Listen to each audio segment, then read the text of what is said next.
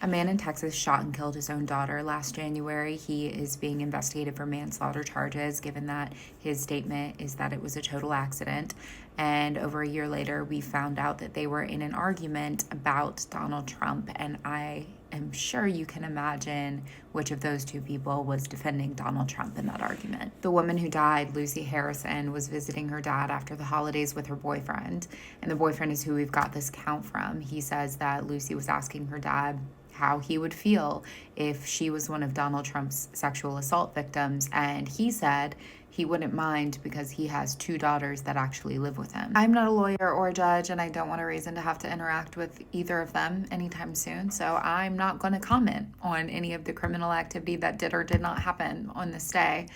That will be for a jury of his peers to decide. What I will say is that this is exactly what women actually get out of what conservative men call a traditional family unit. Conservative men describe themselves as protectors and providers to entice women into relationships with them and entice them into starting families with them, when really they don't want any of the sort. They don't want to love you unconditionally. They don't want to take care of you. They want to be in charge of you and your children. And if you do marry that man, and if you do have children with that man, you will be in service to him. He will own you.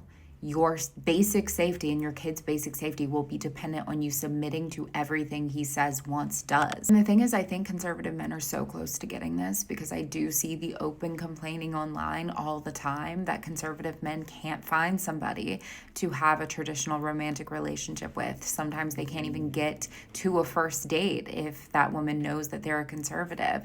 And I actually agree on a surface level that your political beliefs shouldn't necessarily be a hindrance to you finding love. So why are they? That's what you have to be asking yourself. If you can identify that the problem is your political beliefs, why would that prevent you from finding a woman who wants to go out with you? The women you encounter who you might potentially ask on a date have been learning for decades, since they were a little girl, since they were too young to even understand what they were observing, that being a conservative man does equal being in control. If a woman can't trust her own father, the man she's known longer than any other man on the planet and who is supposed to have loved her unconditionally that entire time, because of his conservative values, how would she learn to trust a complete stranger with those same values? We don't want men in our lives who we think might cause us physical harm or worse if we disagree with who they voted for president.